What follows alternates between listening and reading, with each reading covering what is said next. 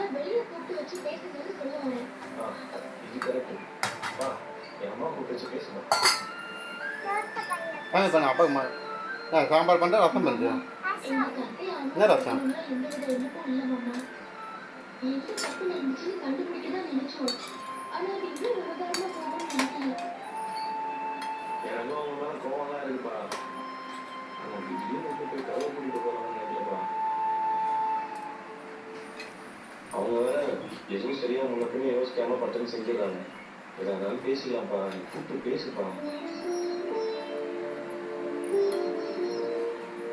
மாமா, அத்தையை கூப்பிட்டு வச்சு பேசுங்க. அவங்களுக்கு சொல்ல புரிய வைங்க.